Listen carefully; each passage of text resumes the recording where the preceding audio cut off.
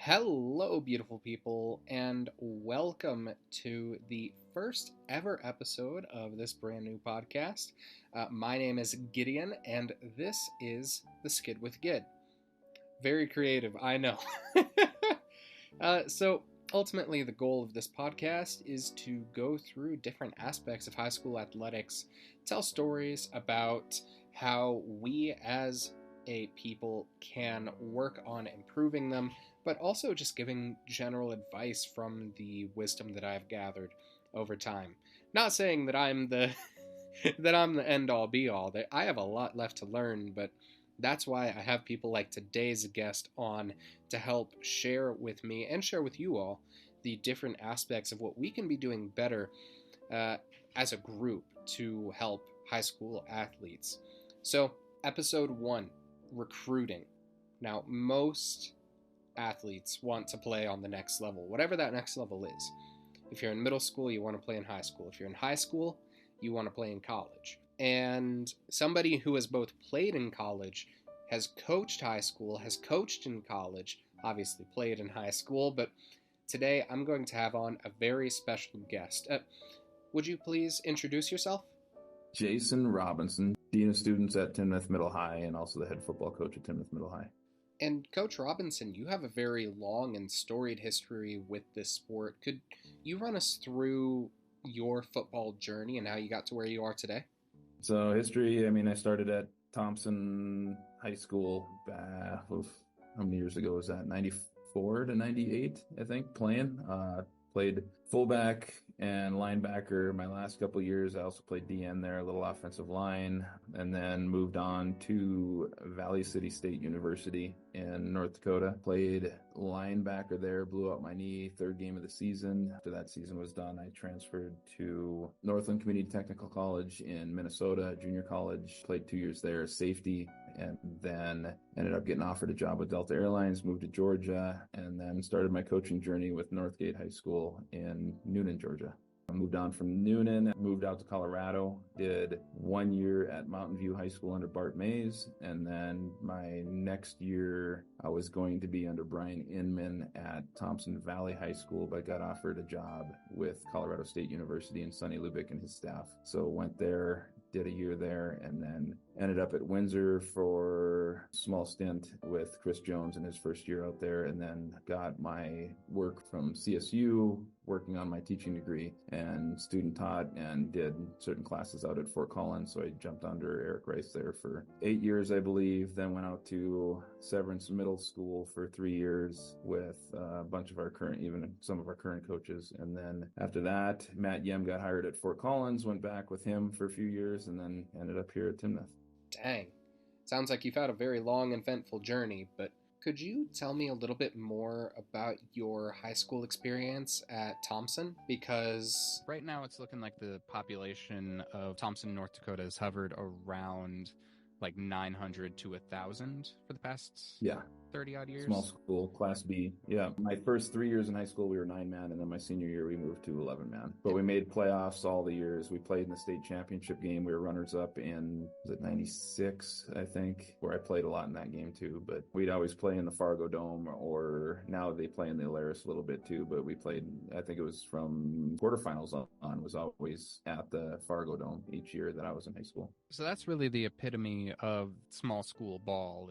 How would you describe what your recruiting looked like in North Dakota, getting that NAIA offer, and what that whole process looked like for you? Yeah, I had a preferred walk-on at North Dakota State and North Dakota at the time too, but took the scholarship at Valley City State. But I had, Valley City State, University of Mary, and Mayville State were probably the most active. When you get to offer the preferred walk-on, they're like, yeah, we'll take you. We're not going to pay for any of your schools, but you can come and we'll gladly have you on the team. So with my family, my parents didn't have a whole lot of money to go with it. So I took the scholarship money to Valley City State, and I still got a lot of good friends that I met there, but it probably wasn't a whole lot different than it is now with the smaller schools. The only thing that I've seen really change over time, I guess, with the portal and everything else is a lot of the Division I stuff that goes on, but it was the same. Smaller schools are going to show up at your school, they're going to watch your film, they're going to break it down, and then they're going to break you down compare you to other places, and then give you the scholarship or not give you the scholarship. The bigger schools more than likely you've been to camp there for a couple of years. You got in a relationship with the coaches. You've gone to games. Same thing that our kids are doing here now with a lot of the D2 schools. So a lot of that D2 and stuff like that has not changed at all. The major schools, it almost feels like high schools are now secondary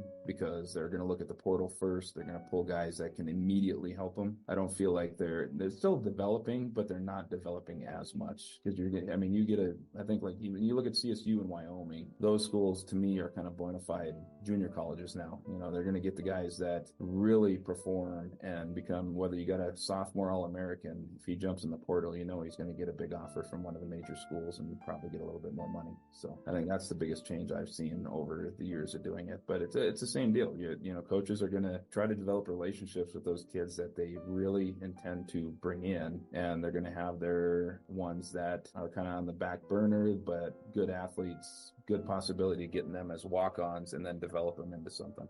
And we look at how that has changed things. You did mention how it changes things on the Division I level. Would you say that social media, in a way it makes things easier, in a way it makes things harder to get noticed? How would you say that has impacted things from when you were trying to get recruited to what you're seeing now? Right now, we don't have to send out VHS tapes anymore of trying to get recruited. I still remember putting them in manila envelopes and sending them across the country of VHS tapes of the games we put together. It's a little bit easier. When we were at CSU, we still wanted to see full game. We wanted to see the effort at the beginning and the effort at the end. I think they're still wanting that piece, but kids have it nowadays with Huddle. They can throw it together, their highlight tape for their whole career in a matter of minutes. They tag all their plays, they put them in there, they save it, and now they can send that via Twitter. I know a lot of our guys are getting DMs and stuff from coaches they've never even heard of, but they're also able to put a lot of information about themselves out there, and all it takes is one of the coaches seen something or hearing about something, and they're still getting handwritten mail. Alex, our kicker, just got a handwritten letter from Arkansas, and Vince is getting DMs from a few schools like Montana State, and he really liked his visit to Wyoming on junior day, and we'll see where that goes too. But definitely he's getting interest from a lot of the D2 schools as well. And that's something that you hear a lot about, too, is the difference in the tactics that you have to use between the levels of ball. Because, if you're wanting to go to a D3, you have to think about it much differently than if you're approaching a D1. Did you have an eye-opener moment when you first got that college role at CSU where it helped you understand more how things worked on this side of things? Or did you already go into it kind of understanding that? No, I kind of went into it understanding it. Moving from Georgia, where football is king, it's no different than being in like Texas and what we were seeing there. I was expecting Colorado football to be really good, and there are really good players in Colorado, but top to bottom, it's a much different game. It's both stands going from 10 to 10 yard line, up a ways, and both schools showing up, both bands showing up in Georgia. It felt like at least D2 schools, from the experience, the amount of people that showed up to games, and especially when week in and week out, you had the guys.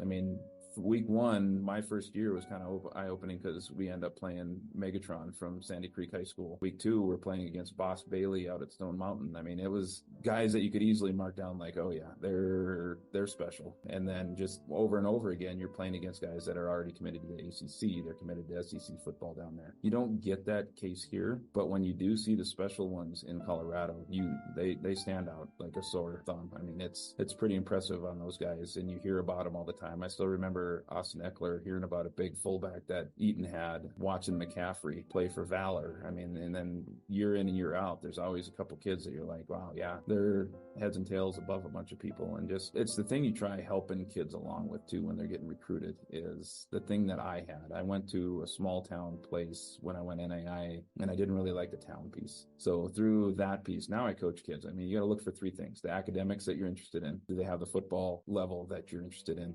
And the social piece, because 90% outside of the football season is going to be the social piece. Are you the type of person, like you look at Alamosa or you look at Gunnison for our D2 kids? Are you a hunter and fisherman? Can you stand being up there on the weekends and have maybe a good portion of guys go home versus are you going to have the hobbies and the things that you want to do in the off season on the weekends? So we had a lot of guys from Collins that went to Gunnison, and they were our hunting and fishing guys. And that's what kept them busy when they were up there. But it's the same thing I'm preaching to these guys now when they're going through the process. Like, does it have the social aspect piece? You never know when an injury is going to come on. You're done. Can you still handle to be in that town? Are you going to get the emotional piece, the social piece of what you really want outside of the season? In the season, yeah, you're going to get it when you're up there playing Division I football, but that social piece really winds on you. Are you going to want to drive back home every weekend because you're bored out of your mind? Or is there things for you to do there that you're going to keep entertained with during the off season? Unfortunately, I've known a couple of people that have ended up in that exact situation, Coach, and that's not pretty for anybody when they end up having to leave. So I am kind of wondering, you mentioned some of those high key talents where you know immediately that they're going to be something special. And I feel like in Colorado, a lot of those talents that get talked about are on the 4A and 5A levels. How would you approach going about and trying to get more exposure for guys on the 1A, 2A, and 3A levels? Oh, they're going to be found. If you got guys that they're recruiting and looking at, they've got all the aspects. When you go to college and you're looking at the D1 guys, they're looking for physical specimens. They're looking for the guys that fit that mold of what they're trying to run. It could be like CU. Are they going to look at a linebacker that's under 6'3", 225 pounds that runs a 4.5? Probably not. They're going to get those dudes, whether it comes from Colorado. And if they're not in Colorado, they're going to get them from Texas. They're going to get them from California. They're going to get them where they want right now. And I think that's a lot of what happens. You know, the ones like CSU and Wyoming, they're getting the guys that you will develop. Are they going to get the guy that's 6'3", 215 that probably runs a 4.5? Yeah, they'll get him. But the bigger schools are going to get the 225s, the 235s that are running like deer out there when they're going. They're still going to get the big thing about Wyoming and CSU. You're going to get the guys that you have to develop. I remember Oldenburg coming in at 185 pounds at CSU when we were there and leaving at 6'6", 325 instead of 6'6", 185 pounds. But that's still the deal that they're going to try and do. They're going to get some kids that just come in as physical specimens that get overlooked because the Kyle Bell that came from Wells Central. Is he going to get the big looks from a lot of the major schools? Maybe not, unless he goes to camp and really impresses them and can run step for step with some of the guys that he's competing against. There's always that piece that if you really want to go after it and you really are a physical specimen, if you go to camp and impress, they're probably going to keep a hard eye on you, because you do see kids leave here and go to the major programs when they're there. I mean, it's there, and those kids are going to get looked, and it makes it so much easier with everything that they got at their disposal now. So I think you probably look at the population of Georgia and Texas and Florida, and you're going to see a much different population than what we have here in Colorado. I don't think it's that we don't have the athletes. I think that you just don't have the physical specimens that those states do pretty much at every school that they go to. And it doesn't matter if you're 1A, 2A, 3A. They're going to be found if they are matching these measurements that they're telling. And a lot of it's just size and speed. Do you have the size and speed? If you don't, they might overlook you. But if you go to camp and you can impress and you can embarrass some of those guys that do have the size and speed, now you get an opportunity to walk away with the scholarship being offered. Fingers crossed for that type of guy. They end up at somewhere where they can ball out and transfer to a bigger school. Right. And you did talk about how providing that opportunity for these kids to go out and embarrass some of those guys from Georgia, Texas, Alabama, all these states. How is the process of building this infrastructure to help these kids get recruited and provide the best steps for success for these kids at Timnath? It's of course been hard. I don't have weights classes or anything since I'm running a dean of students, so I did bring in a strength coach that played for us at Collins, and he played out at Mesa and was a strength coach for them for 3 years. So he's been running our weights program, which has been huge for us. It's allowing them to understand what their bodies need and adjust in the workouts. And we're seeing a lot more size and strength coming with the guys that are sticking and they're consistent with it. But trying to get a weights class where he can be in, or one of our coaches in the building that can be in, really is what we need to get to and have the opportunity for those guys all year to be getting stronger. And it's not just for football, it's for all the sports they play. And that's just a big thing. You want that opportunity for them. I don't want kids that are going to stop and be like, oh, I just got to concentrate on one. I'm like, I had that conversation with a kid yesterday when he made that comment in front of me. I'm like, no, you don't. You need to develop as an athlete, which means continue to play these other sports and continue to put in the work in the mornings before school, lifting weights, whatever you got to do to be able to do that.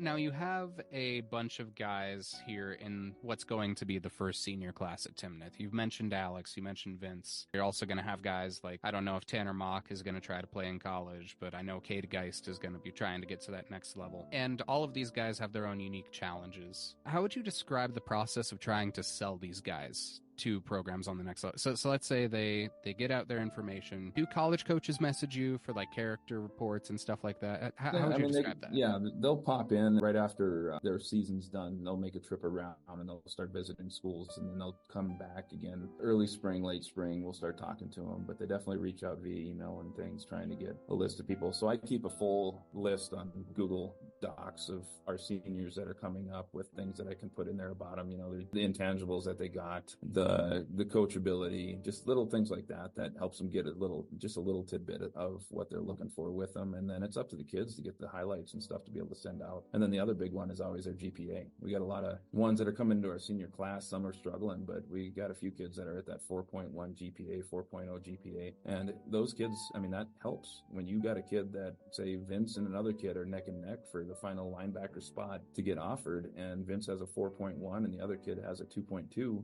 you're going to take the kid that's not going to affect your scholarship, because that's your team GPA when that comes down. And somebody that's not going to flunk out if you do give them a scholarship, that's going to affect the amount of scholarships that you get from either the NCAA or NAI. So those are big intangibles that we always talk about with our kids. And the kids are going to sell themselves. The things that we say to them, they probably got 7 other coaches that are saying the same thing about their kids. But one thing I'm always going to be, I'm never going to lie to a coach about a kid to get him on there, because there's going to be some time down the road that you really truly feel that a kid that's getting overlooked needs a real look. But if you burnt that coach 3 times sending kids up there that they left after the first semester, they're not going to listen to you, even though that's the numero uno spot that this kid wants to go to and he needs a little help. But you have seen him for 4 years and what he's developed into and how hard he's worked, and you want him to have that opportunity, and you know he's capable of playing there. There's that. And I'll never lie to kids either when they come to me and ask about what level they should be looking at. And if they really want to push for it, then they're told automatically that it's going to probably be a walk-on spot. But, you know, Alex has been doing the Coles kicking camp and traveling around nationally and making sure he's getting his ranks and his stars and all that stuff. So he's doing what he needs to be doing. And a lot of that stuff has been picking up the last couple of weeks for him, because being the 38th ranked kicker in the nation right now through Coles camp, I mean, it helps. I mean, you can give him stats like, yeah, under 45 yards, he was perfect last year, didn't miss a kick. So things like that really mean a lot. So like I said, the kids are going to sell themselves. They're going to want to see him in person. That's one thing I stress to kids, like, pick your schools, go to their camps, meet the coaches. They're going to like you. Just go do your thing and compete with kids that are showing up there that want to go to that school too. And to close it out here, what advice would you give to somebody entering this world for the very first time? Just be yourself. Don't try to pretend to be somebody you're not. Sometimes it meshes well with coaches, sometimes it doesn't. But if you're honest and sincere of who you actually are and who they're going to see if they start to recruit you, that's what you want to do. It's not always a fit with people to people, but you better show who you are and what your values are so that coach can really get a good read on you. And that's what they end up doing with their top recruits, and they meet their family, they meet at home, they meet their coaches, they do all that stuff. But when you're entering it for the first time, just be yourself, be a genuine person. So they don't see someone that you're not, and then they hear other things about you. If you struggle with certain things, if you struggle with grades, be honest with them. Tell them you struggle with that piece, and this is why. They might be like, all right, so you're a kid that we're going to put a student assistant on and make sure that you're going to class. Or they might realize you're not a fit, but it's not fair to you to go into a situation where you're not going to be valued same way as you might not value them as a person they are as the head coach. So be honest with them, be genuine, be who you are. Well, thank you very, very much for coming on today. Yes, sir. It was a real pleasure having you on, learning more about your story, your outlook, and your process over at Timnath Middle High School. And if you're listening, thank you. You can follow me at Gideon Aigner Media. That is GIDEONAIGNERMEDIA on Instagram, or at Gideon Aigner on Twitter. I hope that you are well, stay safe, stay hydrated, and as my dad would say, don't die. Catch y'all on the flip. Peace.